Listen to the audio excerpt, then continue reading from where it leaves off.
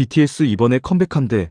티저 봤어? 점심시간, 동료가 갑자기 이 말을 꺼냅니다. 주변 사람들이 바로 술렁입니다. 누군가는 폰을 꺼내고 누군가는 티저 영상 얘기를 시작해요. 잠깐 사이에 테이블 분위기가 달아오릅니다. 그 자리에서 나는 혼자 조용히 밥을 먹고 있습니다. 솔직히 모르겠습니다. 왜 저렇게까지 흥분하는 건지. 컴백은 새 앨범 나온다는 건데 그게 왜 내 삶에 그렇게 중요한 일이 되는 건지. 그냥 미소 지으며 고개를 끄덕이긴 하는데 속으로는 별로 와닿지 않아요. 그리고 그 순간마다 드는 생각이 있습니다. 혹시 내가 좀 이상한 건가? 감수성이 부족한 건가? 공감 능력이 없는 건가? 아니면 그냥 재미없는 사람인 건가? 연예인 얘기가 나올 때마다 겉도는 느낌, 그 자리에서 혼자만 다른 채널을 보고 있는 것 같은 느낌. 이게 불편하게 느껴지는 분들이 생각보다 꽤 많습니다. 결론부터 말씀드리겠습니다. 이상한 게 아닙니다. 오늘은 왜 어떤 사람은 연예인에 열광하고 어떤 사람은 전혀 관심이 없는지, 그 차이가 뇌에서 어떻게 만들어지는지 심리학과 신경과학 연구를 바탕으로 이야기해 보겠습니다. 먼저 한 가지 사실부터 짚고 갈게요. 인간의 뇌는 기본적으로 다른 사람에게 반응하도록 만들어져 있습니다. 신경과학자 낸시 캐니셔의 연구에 따르면 사람이 다른 사람의 얼굴을 볼 때 뇌의 방추상회라는 영역이 매우 강하게 활성화됩니다. 이 영역은 얼굴을 인식하고 감정을 읽는 데 특화된 곳이에요. 놀라운 건 이 반응이 굉장히 빠르게 일어난다는 겁니다. 의식적으로 집중하기도 전에 이미 뇌는 그 얼굴에 반응하고 있어요. 이유가 있습니다. 인간은 수십만 년 동안 집단 속에서 살아남아야 했어요. 상대방의 표정이 화가 난 건지 우호적인 건지, 저 사람이 신뢰할 수 있는 사람인지 아닌지를 빠르게 파악하는 능력이 생존과 직결되었습니다. 그래서 뇌는 다른 사람에게 민감하게 반응하도록 진화했어요. 즉 인간은 원래부터 사람에게 관심을 가지도록 설계된 존재입니다. 그런데 여기서 질문이 생깁니다. 모든 사람의 뇌가 다른 사람에게 반응하도록 설계되어 있다면 왜 어떤 사람은 연예인에게 강하게 반응하고 어떤 사람은 그렇지 않을까요? 그 사람이 특별히 더 예민하거나 감수성이 풍부해서일까요? 아니면 단순히 심심해서일까요? 둘 다 아닙니다. 그 열쇠는 파라소셜 관계라는 개념에 있습니다. 1956년 심리학자 호튼과 볼은 흥미로운 현상을 발견합니다. TV를 보는 사람들이 화면 속 인물에게 실제 관계처럼 친밀감을 느낀다는 거였어요. 만난 적도 없고 상대방은 나를 전혀 모르는데 내 쪽에서는 마치 오래 아는 사람처럼 느끼는 현상. 이걸 파라소셜 관계라고 이름 붙였습니다. 중요한 건 이게 착각이 아니라는 겁니다. 뇌 입장에서는 스크린 앞인지 실제 공간인지를 생각보다 별로 따지지 않습니다. 좋아하는 연예인 얼굴을 볼 때 활성화되는 뇌 영역이 실제로 아는 사람을 볼 때 활성화되는 영역과 상당히 겹친다는 연구들이 있어요.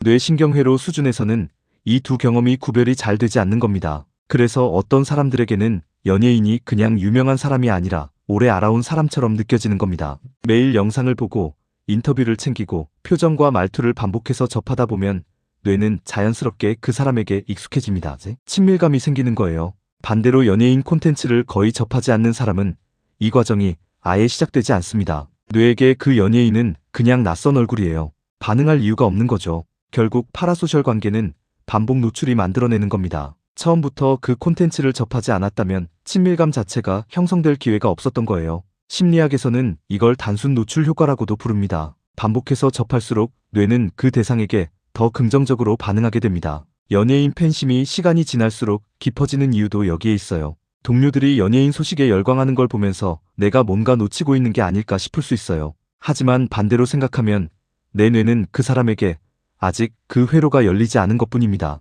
문제가 있는 게 아니에요. 다음은 도파민 이야기입니다. 많은 분들이 도파민을 기쁨의 물질이라고 알고 계시는데 신경과학자 켄트 베리지의 연구에 따르면 도파민은 즐거움보다 기대와 동기에 더 가깝습니다. 무언가 좋은 일이 생길 것 같은 예감, 그 순간에 도파민이 분비됩니다. 다시 말해 실제로 좋은 일이 생겼을 때보다 곧 생길 것 같을 때 더 강하게 작동해요. 연예인 콘텐츠는 이 도파민 회로를 꽤 효과적으로 자극합니다. 새 앨범 예고, 드라마 출연 소식, 예상 못한 사생활 뉴스, 언제 무슨 소식이 올지 예측하기 어렵기 때문에 뇌는 그 불규칙한 보상에 더 강하게 반응하게 됩니다. 슬롯머신이 항상 이기면 재미없는 것처럼 가끔 예상치 못한 순간에 보상이 오기 때문에 더 강하게 끌리는 거예요. 그런데 여기서 사람마다 큰 차이가 생깁니다. 어떤 사람은 이 자극이 강하게 느껴집니다. 연예인 소식 하나가 뇌에서 하나의 보상 경험이 되는 거예요. 어떤 사람은 같은 자극에도 뇌가 크게 반응하지 않습니다. 이 사람에게 연예인 뉴스는 그냥 정보 중 하나일 뿐이에요. 기대감 자체가 생기지 않으니 굳이 찾아보지 않게 되는 거죠. 이건 의지나 감수성의 문제가 아닙니다. 어떤 자극에서 뇌가 보상을 크게 느끼는지 그 방향이 사람마다 다른 겁니다. 어떤 사람은 운동 후 근육이 붙는 느낌에서, 어떤 사람은 책을 읽고 뭔가를 알게 되는 순간에, 또 어떤 사람은 좋아하는 연예인의 새 소식에서 도파민을 크게 느껴요. 어느 게 더 맞는 방식인 게 아닙니다. 뇌의 보상 회로가 향하는 방향이 다른 거예요. 그러니까 연예인 소식에 반응하지 않는 나를 탓할 필요가 없습니다. 내 뇌는 그냥 다른 곳에서 더 강하게 반응하도록 설정되어 있는 거예요. 이쯤에서 꼭 짚어야 할 오해가 있어요. 연예인에 관심이 없으면 공감 능력이 부족한 사람이라는 시선입니다. 아마 한 번쯤 들어보셨거나 스스로 그런 생각을 해보신 분도 있을 거예요. 심리학자 데이비드 길스의 연구에 따르면 감정 공감 능력이 높고 상상력이 풍부한 사람일수록 파라소셜 관계에 더 강하게 몰입하는 경향이 있습니다. 화면 속 인물의 감정을 내 것처럼 느끼는 능력이 강할수록 연예인의 기쁨이 내 기쁨처럼, 연예인의 힘든 순간이 내 마음처럼 느껴지게 되는 거예요. 반대로 현실 중심적으로 사고하고 감정 투자에 신중한 사람은 미디어 속 인물과 정서적 연결이 잘 생기지 않습니다.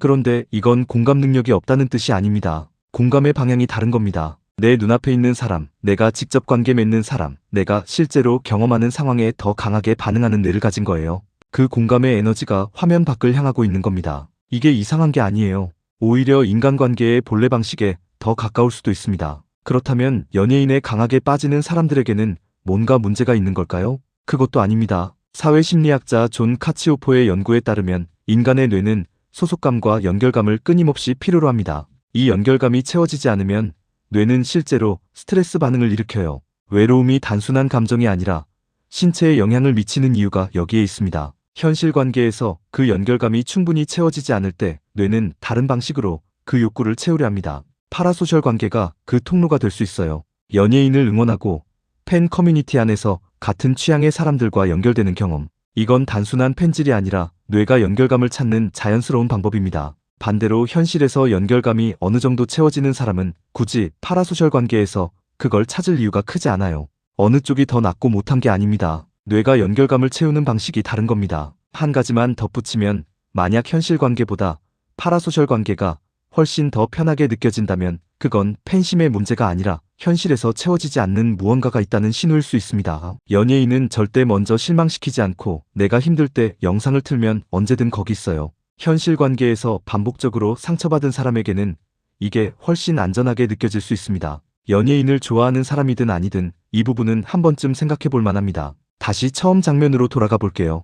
BTS 컴백한대 티저 봤어? 그 한마디에 테이블이 달아오르는 동안 나 혼자 조용히 밥을 먹고 있었던 그 순간, 이제 어떻게 느껴지시나요? 이상한 게 아닙니다. 감수성이 부족한 것도, 공감 능력이 없는 것도, 재미없는 사람인 것도 아닙니다. 파라소셜 관계가 형성되지 않은 것이고, 도파민 회로가 그 방향으로 작동하지 않는 것이고, 공감의 에너지가 다른 곳을 향하고 있는 겁니다. 그리고 열광하는 사람들도 이상한 게 아닙니다. 뇌가 자연스럽게 연결감을 찾는 방식이 그쪽으로 향한 거예요. 서로 다른 방향을 보고 있을 뿐, 둘 다 정상입니다. 사람의 뇌는 각자 조금씩 다른 방식으로 보상을 느끼고 연결을 찾고 세상에 반응합니다. 그 차이를 이해하면 나와 다른 반응을 보이는 사람을 조금은 다르게 볼 수 있게 됩니다. 그리고 혹시 지금 이 영상을 보면서 나는 왜 연예인에 관심이 없을까? 내가 뭔가 놓치고 있는 건 아닐까 하는 생각이 들었다면 이렇게 생각해 보세요. 뇌가 보상을 느끼는 방향은 사람마다 다릅니다. 그게 연예인을 향하지 않는다고 해서